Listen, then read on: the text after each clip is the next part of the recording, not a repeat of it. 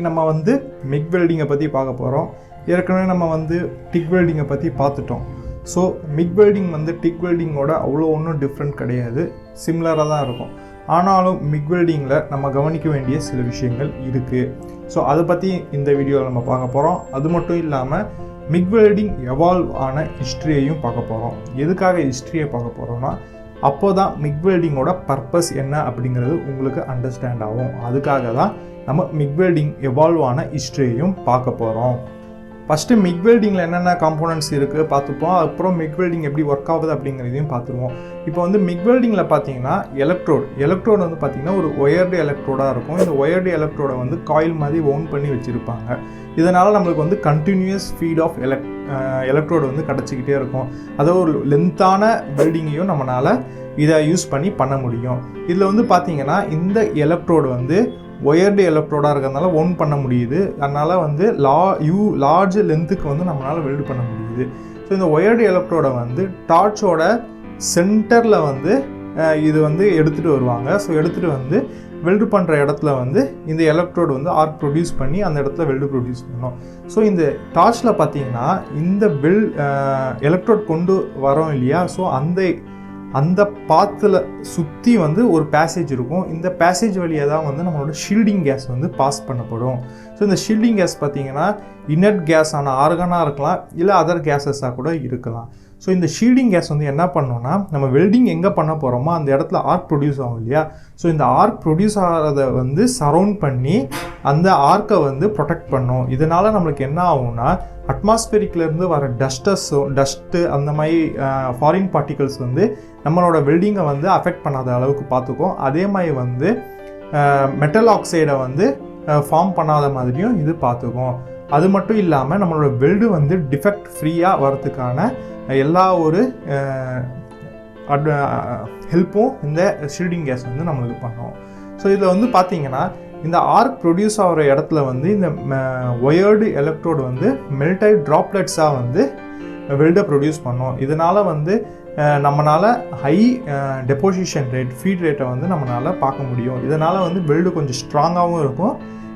இது மூலியமாக உருவாக்கப்படுற அந்த வெல்டும் கொஞ்சம் அந்த ஜாயிண்ட்டும் வந்து நல்லா ஸ்ட்ராங்காகவே இருக்கும். ஸோ இந்த மிக் வெல்டிங்கில் வந்து நம்ம ஆர்க் ப்ரொடியூஸ் ஆகுது அப்படின்னு சொன்னேன் இல்லையா. ஸோ ஒரு ஆர்க் ப்ரொடியூஸ் ஆகணுனாலே அங்கே வந்து ஒரு எலக்ட்ரிசிட்டி ஆர் எலக்ட்ரிக்கல் சப்ளை தேவை. ஸோ இங்கே வந்து பார்த்திங்கன்னா டிசி ஆர் ஏசி சப்ளையை வந்து நம்ம வந்து கொடுத்துக்கலாம். ஸோ இதை பற்றிலாம் டீட்டெயில்டாக நான் வந்து போன வீடியோக்கள்லேயே வந்து போட்டிருக்கேன். அதோட லிங்கை வந்து மேலே கொடுக்குறேன், அதை கிளிக் பண்ணி பார்த்துக்கோங்க.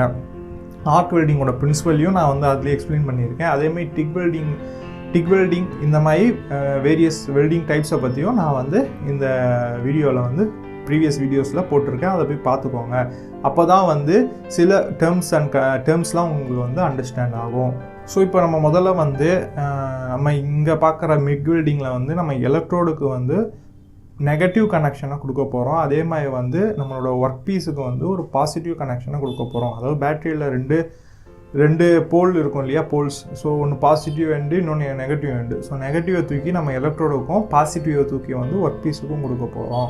இந்த மாதிரி கொடுக்கறது மூலிமா என்ன ஆகும்னா, எலக்ட்ரான் வந்து எலக்ட்ரோடு வழியாக பாஸ் ஆகும்.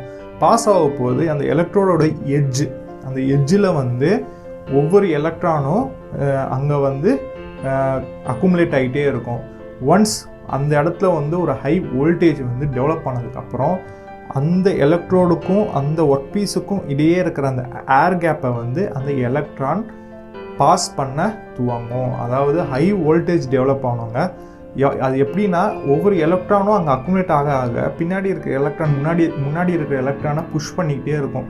ஸோ அதனால் வந்து அந்த ஹை வோல்டேஜால் இந்த எலக்ட்ரான் வந்து அந்த ஏர் கேப்பை பாஸ் பண்ணி அந்த ஒர்க் பீஸில் போய் அந்த ஒர்க் பீஸ் வழியாக மறுபடியும் பேட்டரிக்கே போய் இந்த சர்க்கியூட்டை வந்து கம்ப்ளீட் பண்ணோம். அதாவது க்ளோஸ்டு சர்க்கியூட்டாக கம்ப்ளீட் பண்ணோம். ஸோ இதை தான் வந்து இந்த வெல்டிங்கோட பிரின்சிபல். இதில் பார்த்தீங்கன்னா எப்போ இந்த எலக்ட்ரான் வந்து அந்த ஏர் கேப்பை பாஸ் பண்ணுதோ அந்த இடத்துல வந்து நம்மளுக்கு ஆர்க் ப்ரொடியூஸ் ஆகும். அந்த ஆர்க் மூலியமாக தான் நம்மளுக்கு ஹை டெம்பரேச்சர் வந்து ப்ரொடியூஸ் ஆகும். இந்த ஹை டெம்பரேச்சர் தான் நம்மளோட எலக்ட்ரோடை வந்து மெல்ட் பண்ண போகுது. ஸோ இந்த மெல்ட்டிங்கால தான் நம்மளோட எலக்ட்ரோடோட மெட்டீரியல் வந்து மெல்ட் ஆகி அது போய் நம்மளோட ஜாயிண்ட்டில் போய் வெல்டிங் பண்ணுறதுக்கு, அதாவது அந்த ஜாயிண்டில் போய் டெபாசிட் ஆகும். ஸோ இதனால தான் வந்து நம்மளுக்கு வெல்டிங் அப்படிங்கிற ஒரு ப்ராசஸே வந்து சக்ஸஸ்ஃபுல்லாக நடக்கிறதுக்கு காரணமாகவே இருக்குது. இப்போ நம்ம வந்து இந்த மிக் வெல்டிங் வந்து எப்படி எவால்வ் ஆச்சு அப்படிங்கிறத பார்ப்போம். ஸோ இந்த மிக் வெல்டிங்க்கு வந்து தேவையான டெக்னாலஜி பார்த்தீங்கன்னா எலக்ட்ரிசிட்டி. ஸோ இந்த எலக்ட்ரிசிட்டி வந்து 1890s வந்து எடிசனால் நிறைய இடத்துல பவர் ஸ்டேஷன்லாம் வந்து வச்சுக்கிட்டு வந்தார். ஸோ இதனால் வந்து நிறைய இண்டஸ்ட்ரீஸ்க்கு நிறைய பேருக்கு வந்து எலக்ட்ரிக்கல் சப்ளை வந்து கிடைக்க ஆரம்பிச்சது. அதுக்கப்புறம் வந்து எலக்ட்ரிக்கல் துறை வந்து கொஞ்சம் டெவலப் ஆக ஆரம்பிச்சது. ஸோ இங்கே வந்து நம்ம இந்த மிக் வெல்டிங் எப்போ பிகின் ஆச்சு அப்படிங்கிறது பார்க்கணுன்னா 1920 வந்து ஜென்ரல் எலக்ட்ரிக்கல் அப்படிங்கிற ஒரு ஆர்கனைசேஷன் இருக்குது. இவங்க வந்து நிறைய எலக்ட்ரிக்கல் காம்போனன்ட்ஸை ப்ரொடியூஸ் பண்ணியிருக்காங்க. இந்த ஆர்கனைசேஷன் கிட்ட வந்து தான் முதல்ல மிக் வெல்டிங் அப்படிங்கிறத வந்து வந்தது. ஸோ இதுக்கான ப்ரூஃப் வந்து பார்த்தீங்கன்னா இந்த இமேஜில் நீங்கள் பாருங்கள். ஸோ அந்த காலத்தில் வந்து ஒரு நியூஸ் பேப்பரில் வந்த ஆர்டிக்கல் இந்த மிக் வெல்டிங் பற்றி இதில் இருக்குது பாருங்கள். ஸோ இவங்க கண்டுபிடிச்ச இந்த மிக் வெல்டிங்கில் பார்த்தீங்கன்னா இவங்க யூஸ் பண்ணது வந்து பேர் எலக்ட்ரோடு. ஸோ பேர் எலக்ட்ரோட்னா ஒன்றும் இல்லை, இந்த பேர் எலக்ட்ரோடு ஒயரை பார்த்தீங்கன்னா இந்த எலக்ட்ரோட் ஒயரில் வந்து எந்த ஒரு ஃப்ளக்ஸும் இருக்காது, அதாவது எந்த ஒரு ப்ரொடெக்ஷன் லேயர்ஸும் இருக்காது. ஸோ இதனால் வந்து வெறும் அந்த மெட்டீரியல் மட்டும்தான் இந்த எலக்ட்ரோடில் இருக்கும். இப்போ வந்து பார்த்திங்கன்னா வெல்டிங் எலக்ட்ரோட்ஸ்லாம் பார்த்திங்கன்னா ஒரு ப்ரொடெக்ஷன் லேயரோடு தான் வரும். இதனால் வந்து நம்மளுக்கு வெல்டிங்கில் வந்து டிஃபெக்ட்ஸ் கம்மியாகும். ஆனால் இவங்க கண்டுபிடிச்சதில் வந்து அந்த மாதிரி எந்த ஒரு ப்ரொடெக்ஷன் லேயரும் கிடையாது. இவங்க வந்து ஒரு பேர் எலக்ட்ரோடு ஒயரை தான் யூஸ் பண்ணாங்க இவங்க மிக் வெல்டிங்கில். இதனால வந்து என்ன ஆகும்னா வெல்டிங்கில் வந்து டிஃபெக்ட்ஸ் வரும். அது மட்டும் இல்லாமல் இவங்க வந்து ஷீல்டிங் கேஸே யூஸ் பண்ணலை. இதுவும் வந்து ஒரு ரீசனாக இருந்தது. ஆனாலும் இது பிகினிங் ஸ்டேஜ் அப்படிங்கிறதுனால இதெல்லாம் வந்து யாரும் கண்டுக்கலை. அதுவும் இல்லாமல் இந்த வெல்டிங் பார்த்திங்கன்னா கண்டினியூஸாக லென்த்தான ஒரு வெல்டை பண்ணக்கூடிய ஒரு பாசிபிலிட்டி கொடுத்ததுனால அந்த காலத்தில் இந்த வெல்டிங் மிஷின் வந்து கொஞ்சம் ஃபேமஸாக ரன் ஆச்சு. ஸோ 1920 வந்து ஜென்ரல் எலக்ட்ரிக்கல் கம்பெனி கொண்டு வந்த மிக் வெல்டிங்க்கு அப்புறம் 1926 ஒரு மிக் வெல்டிங் மிஷின் வந்தது. ஸோ இந்த மிக் வெல்டிங் மிஷின் வந்து அவ்வளோவா பாப்புலரும் அவ்வளோ, அதே நேரத்தில் வந்து ஒரு சேஃப்டி இஷ்யூஸால் மார்க்கெட்டில் கொண்டு வரத்துக்கும் ரொம்ப கஷ்டமாக இருந்தது. 90s 40s பெட்டாலே இன்ஸ்டியூட் அப்படிங்கிற ஒரு இன்ஸ்டியூட் வந்து ஒரு மிக் வெல்டிங் மிஷினை கண்டுபிடிச்சாங்க. இதில் வந்து பார்த்தீங்கன்னா ஸ்மாலர் டயாமீட்டர் உடைய அலுமினியம் எலக்ட்ரோடு ஒயரை வந்து இவங்க வந்து இந்த வெல்டிங் மிஷினில் யூஸ் பண்ணாங்க. இதனால் வந்து என்ன ஆகுதுன்னா அலுமினியமை வந்து வெல்டு பண்ணுறதுக்கான வாய்ப்பு கிடைச்சது. அது மட்டும் இல்லாமல் இவங்க வந்து ஷீல்டிங் கேஸை வந்து யூஸ் பண்ணாங்க. இதுக்கு முன்னாடி இருந்த வெல்டிங் மிஷின்லலாம் வந்து ஷீல்டிங் கேஸ் யூஸ் பண்ணல. இதுதான் first time shielding gas use பண்ணுறது. ஸோ இதில் வந்து என்ன ஷீல்டிங் கேஸ் யூஸ் பண்ணாங்கன்னு பார்த்தீங்கன்னா ஆர்கான் கேஸ் யூஸ் பண்ணாங்க. ஆர்கான் கேஸ் வந்து ஒரு இன்னர்ட் கேஸ். இன்னர்ட் கேஸ்னால் என்ன அப்படிங்கிறது தெரியணும்னா டிக் வெல்டிங் அப்படிங்கிற ஒரு வீடியோவை வந்து கிளிக் பண்ணி பார்த்துக்கோங்க. அதில் வந்து இன்னர்ட் கேஸ்னால் என்னென்னு டீட்டெயிலாக எக்ஸ்பிளைன் பண்ணியிருப்பேன். ஸோ இந்த இன்னர்ட் கேஸ் யூஸ் பண்ணுறது மூலயமா இவங்க இந்த பெட்டாலே இன்ஸ்டியூட் கண்டுபிடிச்ச வெல்டிங் மிஷின் மூலியமாக வெல்ட் பண்ணுற ஜாயின்ட்ஸ்லாம் வந்து டிஃபெக்ட் ஃப்ரீயாக இருந்துச்சு, அது மாதிரி ஸ்ட்ராங்காகவும் இருந்தது. இந்த பெட்டாலே இன்ஸ்டியூட் கண்டுபிடிச்ச வெல்டிங் மிஷினில் வந்து பார்த்திங்கன்னா ஆக்சியல் ஸ்ப்ரே ட்ரான்ஸ்ஃபர் ப்ராசஸை யூஸ் பண்ணி வெல்டு பண்ணப்படுது. ஸோ இதனால் வந்து என்ன ஆகுது அப்படின்னு சொல்லி பார்த்தீங்கன்னா ஃபஸ்ட்டு இந்த ஆக்சியல் ஸ்ப்ரே ட்ரான்ஸ்ஃபர் ப்ராசஸ் அப்படின்னா என்னென்னு பார்த்துருவோம். இந்த ஆக்சியல் ஸ்ப்ரே ட்ரான்ஸ்ஃபர் ப்ராசஸில் வந்து இந்த எலக்ட்ரோடு வந்து டைனி ட்ராப்லெட்ஸாக இருக்கும். அந்த ட்ராப்லெட்ஸ் வந்து ஸ்ப்ரே ஆகும். ஆர்க்கில் வந்து அக்ராஸ் த ஆர்க் வந்து ஸ்ப்ரே ஆகும். ஒரு வாட்டர் எப்படி கார்டனில் வந்து ஸ்ப்ரே பண்ணுறோமோ அதே மாதிரி இங்கே வந்து பார்த்தீங்கன்னா இந்த எலக்ட்ரோடு வந்து ஸ்ப்ரே ஆகும். இதனால் வந்து என்ன யூஸ் அப்படின்னு சொல்லி பார்த்தீங்கன்னா ஹை டெபோசிஷன் ரேட், நிறைய மெட்டீரியலை வந்து ஃபாஸ்ட்டாக அங்கே டெபாசிட் பண்ண முடியும். இதனால் வெல்டு வந்து ஸ்ட்ராங்காகவும் டிஃபெக்ட் வரத்துக்கான வாய்ப்பு ரொம்பவே கம்மியாக இருக்குது. ஆனாலும் இவங்க கண்டுபிடிச்ச இந்த மிஷினில் வந்து ஒரே ஒரு டிஸ்அட்வான்டேஜ் என்னென்னா இன்னர்ட் கேஸ், ஆர்கான் கேஸாக இருக்கிறதுனால தான். இதனால் என்ன ஆகுதுன்னா இந்த வெல்டிங் ப்ராசஸோட காஸ்ட்டு வந்து இன்க்ரீஸ் ஆகிடுது. இதனால் இந்த ப்ராசஸை வந்து பெரிய பெரிய இன்ஸ்டியூட்டும் பெரிய பெரிய ஆர்கனைசேஷனும் தான் வாங்கி யூஸ் பண்ண முடிஞ்சதே தவிர சாதாரண வெல்டர்ஸால் இதை வந்து வாங்கி யூஸ் பண்ண முடியலை. அப்புறம் 1953 வந்து பார்த்தீங்கன்னா கார்பன் டை ஆக்சைடை வந்து ஷீல்டிங் கேஸாக யூஸ் பண்ணி ஒரு மிக் வெல்டிங் மிஷின் வந்து வந்தது. ஸோ இதில் வந்து பார்த்தீங்கன்னா இந்த மிக் வெல்டிங் மிஷினில் வந்து லார்ஜ் டயாமீட்டர் உடைய எலக்ட்ரோடு தான் யூஸ் பண்ணாங்க. இந்த மாதிரி லார்ஜ் டயாமீட்டர் உடைய எலக்ட்ரோட் யூஸ் பண்ணுறதுனால என்ன ஒரு டிஸ்அட்வான்டேஜ்னால் ஸ்பேட்டர்ஸ் வர ஆரம்பிச்சிருச்சு. ஸ்பேட்டர்ஸ், வெல்டு ஸ்பேட்டர்ஸ்னால் என்ன அப்படிங்கிறது இந்த இமேஜில் பார்த்து தெரிஞ்சுக்கோங்க. ஸோ இந்த மாதிரி வெல்டு ஸ்பேட்டர்ஸ் வரதுனால உங்களுக்கு வந்து நிறைய டிஸ்அட்வான்டேஜஸ் இருக்குது. அப்புறம் 1959 short arc variation welding machine வந்து ரிலீஸ் பண்ணப்படுது. இந்த வெல்டிங் மிஷின்னா ஒன்றும் இல்லைங்க, அந்த பவர் சப்ளை பண்ணுற அந்த பாக்ஸை தான் வந்து மிஷின் ஒரு நேரமாக நான் சொல்லிகிட்டு இருக்கேன்.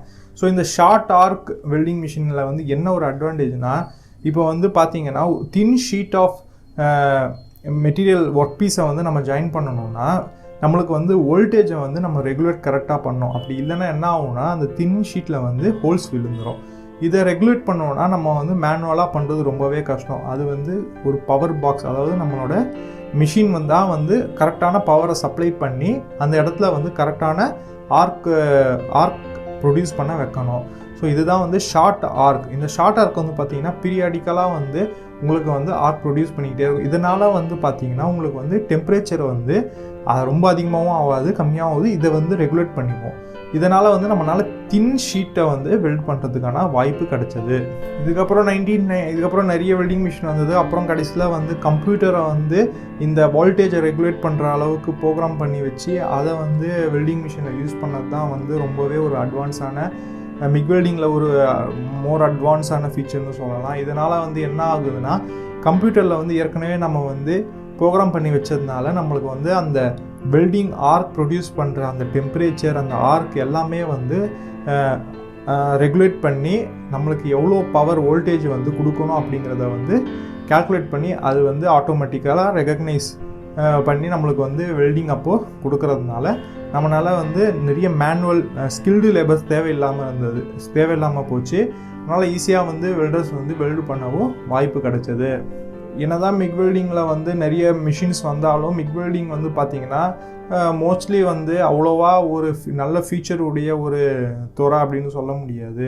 வெல்டிங்கை பொறுத்த வரைக்கும் வந்து பார்த்திங்கன்னா மிக் வெல்டிங் வந்து அங்கே இப்போது அந்த மாதிரி ஒரு டெவலப்மெண்ட் தான் அடைஞ்சிக்கிட்டே வந்துருக்கு.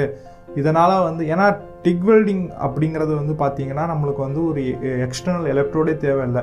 இதில் வந்து டங்ஸ்டன் அந்த எலக்ட்ரோடே வந்து உங்களுக்கு வந்து மெல்ட் பண்ணி 2 மெட்டலை ஜாயின் பண்ண வச்சிரும்.